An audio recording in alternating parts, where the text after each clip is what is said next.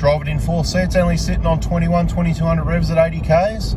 That's actually a good speed, a good RPM. If I let it go into fifth, see how it's too low, and as your speed comes down to 60, 70. Hey guys, Anthony 4x4 There's a really important message here. I'm going to give you all the information you need on how to save your automatic transmission and make it last forever. It's a bit of a longer one, and it could be very expensive and very bad news for you if you don't listen and understand this. But before we do, I just want to remind everyone, Monday and Tuesday, the 30th and 31st of May, is the last days to order parts until the 11th of July. Regardless, I've just changed it from injector kits Monday and Dobinson suspension Tuesday, BFE kits Wednesday and wheel bearings Thursday. Regardless of all that, this message is to tell you, Monday the 30th of May, just hammer all those orders in. Let's get them all sorted because we are flat out, we're fully booked. Then we're taking a break. We can't do any communications after these dates. And bada bing, wait till the 11th of July. Now let's get on with the important information on how to save this automatic transmission and all the other ones as well. Hey guys, Anthony 4x4 Diesel, quick video. See how I'm driving along in fourth? Can you see the number 4 there? I've selected fourth. This is a 120 Prado, LC 120 with a 5-speed auto, A750F, awesome bulletproof transmission. So if you just want to believe it's bulletproof, and it is, you don't need to listen anymore. But if you want to look after it, drive it in 4C, it's only sitting on 2200 revs at 80 Ks. That's actually a good speed, a good RPM. If I let it go into fifth, see how it's too low, and as your speed comes down to 60, 70, the revs are low, the torque converter unlocks more, you're going to warm up your transmission unnecessarily. And this could be relevant. You might just have a Hilux with a 4-speed auto, but there's relevant information here for everyone. Even the 1GD FTV from 2015 to 2020, very important information here in this video. So if you like, you can just keep driving down the road, or you can live in ignorance. You know, you can just not care. That's fine. You can do that if you like. But if you want to look after your transmission, there's a few simple things you need to understand. And the reason I'm going to explain it again, yes, again, is because there's a number of people asking questions that obviously aren't listening, and they might try and make it look like they watch the videos and watch them to the end, but obviously they don't because they've missed so much information. So basically, you shouldn't use overdrive unless you're over a certain speed. Now, let me explain it this way. So your transmission, you've got your engine speed, your transmission, the gearing, and basically it's geared down to make more power from the engine to the wheels. And when you get to one-to-one gearing, that's as high as you should need to go. You should need to go to overdrive. Overdrive gears are, okay, so that is increasing. It's a gear higher than one-to-one, if you know what I mean. It's a bit hard. You got diff ratios as well, so it's a bit confusing anyway, but let's just keep it simple. So there's like riding a bike. I don't know, look, just think as one-to-one is the neutral gear. The gears below that are the ones that help increase power and torque to get the vehicle going and decrease the load on the engine. And then the gears over one-to-one, that's why it's called overdrive, okay? So it's above and beyond sort of thing. So just to quickly touch base on the cars we specialize in, now this is going to be different on all makes and models. We can't go through them all in this video, but it's relevant for everybody to know this.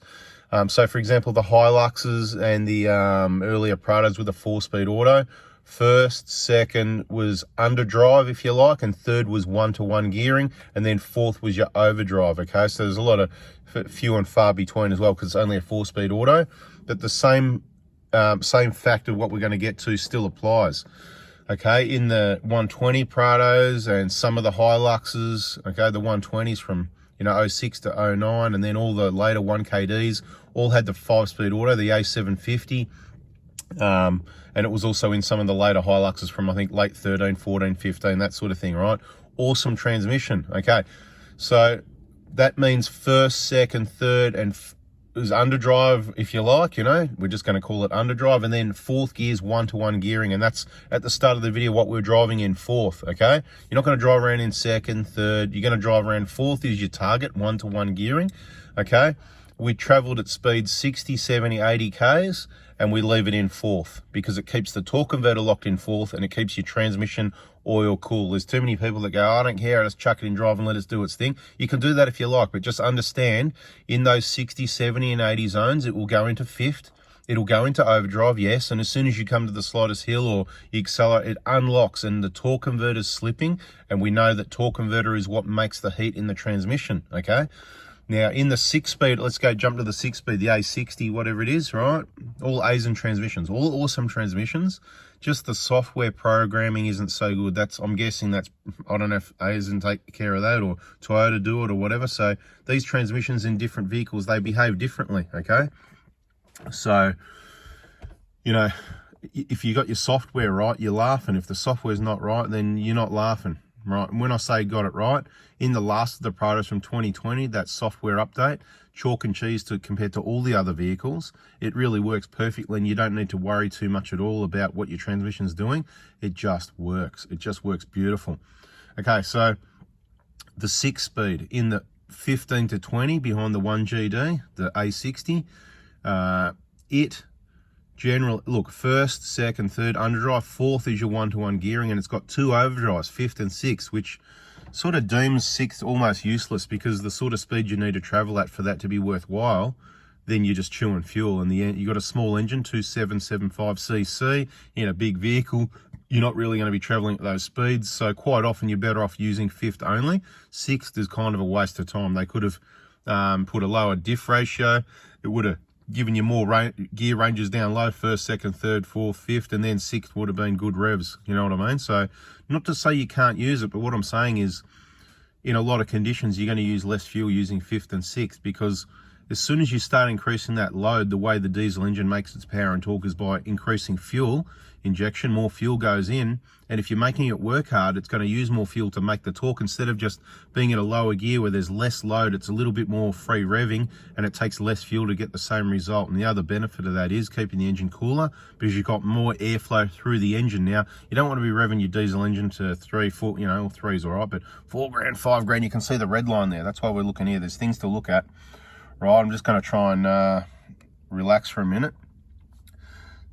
So at the end of the day, you know, you don't want to be revving the hell out of it, but if you've got 3,000 revs of airflow, is better than 1,500 revs of flow and a lot of load, and that it's going to create heat. Now, it depends what engine we're dealing with. Some of these engines have been built and they've got some bulletproof, you know, pistons and engines and all this sort of thing, right? We don't know about that. I'm not saying any more than that, right? Time will tell, you know, but they seemingly bulletproof. You know, they've increased the power, they've increased the torque, and no problems with cracked pistons so far, but it's only 6-7 years, whatever it is, not too long. It's getting close, but there's been plenty of other problems, so we're not saying it's the greatest engine. Yeah, you know, we're talking about the 1GD. But what I'm saying is, in general, in diesel engines, you know, pulling a load, oh, look, you know, I pulled it up this hill at 1,500 revs. It's not necessarily the best, even though it can do it. You know, a few more revs. Think of it as a cooling system itself, right? More revs means less load, more air in and out of the engine. That's why quite often with people with more breathable air boxes, K&N filters, bigger exhaust systems, that sort of thing, bigger intercoolers, or whatever the case may be. I'm not promoting bigger intercoolers. There can be problems with those. Just be very careful before you buy an intercooler. Stay tuned. I know that's another topic, but stay tuned. We've talked about it, and we'll talk about it some more. I wouldn't be getting any aftermarket intercoolers for any of these Toyota diesels, just to be quite honest. Look, so fifth and sixth in the 6-speed's kind of useless, if you know what I mean, because the revs are just too low. Unless you're traveling, look, once you're traveling at speeds of say 130, 140, then 6 gear's really good. You're going to be chewing the fuel, whatever. You know, you get my point. So if you're driving at 100, 110, which is the maximum most people use it for in Australia, the revs are just very low anyway. I can't remember exactly what it is, but that'll be in another video. You can check it out. So the point is, particularly, look, I said it from before 2015 up to 15, and I still say it, stick with the last of the best, the 1KDs. The 5-speed autos are awesome. The 6-speed's good too, just that there was a lot of things not right. New vehicles, right? The engine, in my opinion, wasn't right. You know, it had problems, DPFs, timing, or whatever the case may be. The transmission software was pathetic, okay? That's why I said stick with the last of the best. I'll still say stick with that, or if you're going to upgrade, then you go for 2020 onwards. That's had the remap of the transmission, the more power, the more torque, whatever. The new vehicles are awesome in every way, okay? But it's a lot of money as well. It's a lot of money, and with diesels being on the way out, are you going to do your dough? That's the big question. Is it a good investment? Because Toyotas kind of have been a good investment lately, but it might not be a good investment anymore, so you're better off to have less money. But we're going off topic here. less money invested to what you're going to lose, right? So the point is, mainly for the 5-speed auto drivers, watch all our videos. We've got an automatic transmission playlist there. It's about changing transmission oil. It's also about transmission operation, how the torque converter is what makes the heat. We've got a number of these videos. Checking out, we've got some scan tool videos. I think scan tools and that in there. We're showing, like this one here, we're going to show you transmission temperature. So this is a way you can monitor the transmission temperature with the scan gauge, and then you can go, okay, I see what he means, right? You know, look, it's in fifth. I can see, look, you can look at the revs over here, and you can see when it changes, and you can see the heat, and then you go, right, okay, put it back to fourth, and you'll see the revs drop again, and you'll see it lock up, and you'll see the temp stay down, because there's people contacting me, they're just going, oh, you know, transmission oil light came on. If I've never had a transmission oil light come on any of our vehicles anywhere near it. Now, I do monitor the temperature with scan gauges and stuff like that, at least till I get to know them, okay? So this scan gauge has pretty much been in all our vehicles, and I've decided, look, I certainly want to have something there to clear scan and clear DTCs, diagnostic trouble codes. We've got that auto fix thing on the phone, which is good, but you know, it's kind of like you might be using your phone for other things, so it's kind of good to have this here all the time, and you don't have to go into the app each time. And each time you use your phone for Google Maps, a phone call or a text or whatever you're using your phone for, maps, off road, you know what I mean? You've got this sitting there separately. You might be going up the hills in the high country using your new maps, new tracks, whatever it's called, new tracks. That's right, new tracks maps on your phone or whatever the case may be. And you don't want to have to minimum and go to see what you, and it doesn't look, unfortunately, the AutoFix doesn't show the transmission temperature. So you might want to have this there to monitor the transmission temperature. So anyway, that's what we're going to do. That's what we've decided. All our vehicles will have a scan gauge in it. With the transmission temperature, we do provide those codes. Sometimes you've got to add in the PID codes into the scan gauge to be able to read that data. We can't guarantee what vehicles they do and don't work on. We don't make them and that sort of thing. I'm just telling you, it works on our 08 Prado, so it'll work on the 120s with the 1KDs for sure. It'll work on anything newer than that, all the 1KDs. It's going to work on all the newer vehicles. As far as the older one goes with the 1KZ, I don't think so, but if we get one in, we'll plug it in again and test and see. So that's what we will do. Same as we've got some other scan tools we're going to show you. This isn't about scan tools. It was mainly meant to be about, I know I go on, don't I, with so much all this information I'm spilling out, but that's what it's all about. Transmission, you know, so you're driving along 80k. So does that mean, I can't give you an absolute. It depends what vehicle we're talking about here. You need to get to know the transmission. You need to understand torque converter locked is a happy place for the transmission, because it's happy for keeping the transmission oil cool. Keeping oil cool keeps it good. Oil is what protects your transmission, okay? So this is the important message here. You don't need to worry about coolers or any other services and oil changes on it and whatever, if you know you're keeping it cool, because therefore it can protect the transmission. And look, I'd just do an oil change on it every 100,000 anyway, but if you're looking after it right, at 100,000 you will go, holy cow, Batman, look how clean that oil is. And literally you'll drop it out, refill it with 3 or 4 litres, whatever you got out, set the level, and you go, that's it for another, because you can see how clean it is. There's no need to change it. But if you're not looking after it, you can drop it out after 40,000 goes, and holy, you know, it's black as anything, because someone's been driving around in all the 60 zones and undulations, and you know, you don't know you're doing it. And the faster you go, remember we've talked about these cars being bricks. They're not sports cars. They're not even family sedans anymore. They're bricks. They're four-wheel drives, okay? They've got resistance. So you're driving at 100 Ks, you think the ground's pretty flat. It's only slightly uphill. But if you don't know what's going on and you're not watching those revs, the torque converter's unlocked, keeps unlocking, locking, whatever, in fifth, overdrive, in the 5-speed, for example, or the old 1GDs, they'd unlock in sixth. If it went back to fifth, it'd be in fifth, but it'd be unlocked. Rarely did it go back to fourth, because then you're pulling $3,000, which is up here in both the 1KD with a 5-speed and the 1GD with a 6-speed. Either way, fourth is about $3,000 at about 100. Ballpark numbers here. $3,000's all right, but it's a bit much. So my target for 1KDs or any of these diesel engines, my target's about $2,000, okay?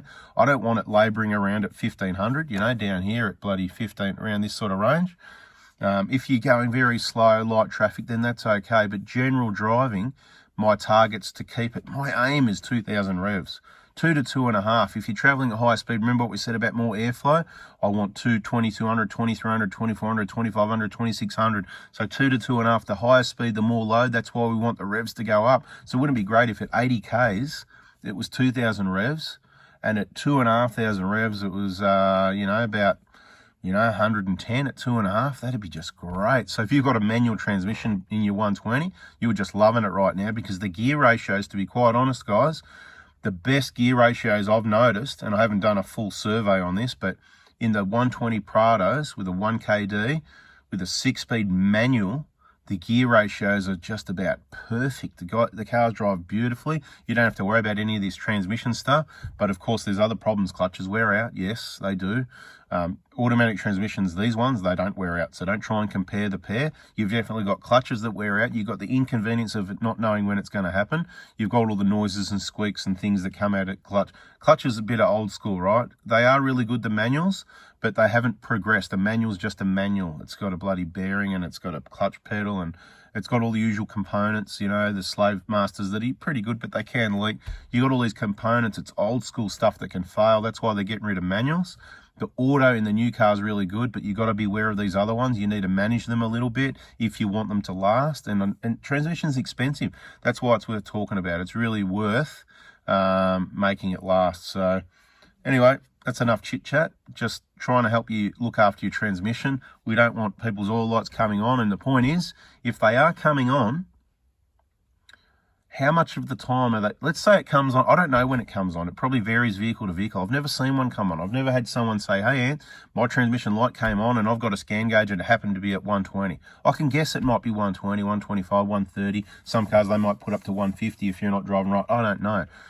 But look, I'm not saying over 100 is a big concern. My vehicles always stay well under 100, right? But it's quite easily, if you're not managing them, at least two of the vehicles, this one, 4-speed auto, and the 1GD with a 6-speed auto, 15 to 20 before the remap, you could be sitting around 115 a lot of the time without even knowing about it, even hotter. So where does the light come on? I'm guessing it's probably 120, 120 plus, because I've never seen one, even with transmission temps up to 117 in that pathetic 1GD software. But the point is, the big point, before the light comes on, how hot is your transmission? Like, you could be, let's say the light comes on at 120. You could be driving around at 117, 118 all the time, which isn't the end of the world. It's not the worst, but that's a lot worse for the oil than being at 90 degrees. Okay, the oil's much happier at 90 than it is at 118. Okay, oxidization happens. The hotter it gets, it's exponential. Over 120, it's all bad news, right? I don't like over 120. Over 120 is bad news. Did you hear what I said? Bad. It's all bad news. I'm going to call this video, maybe it's all bad news if you don't watch till the end.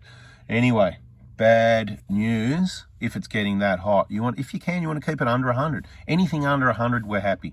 If it goes a few degrees over 100, you need to start looking at, well, what can I do here you need to get it back to 1-to-1 gearing. I'm telling you now, if you keep if you're cruising on a highway, slight undulations, whatever, the only time it's going to go over 100 uncontrollably is if you're going up to Mount Buller or something, you're towing a caravan in the middle of summer, it's really hot, but you can control that by, say, selecting second gear, you can't lock it, but you can keep the revs consistent as close as possible, the wheel speed and the engine speed together. That means less gas because it's not locked. The more you gas it, the more slip there is, the more heat it makes, and again, exponentially, it makes it faster, the more pressure.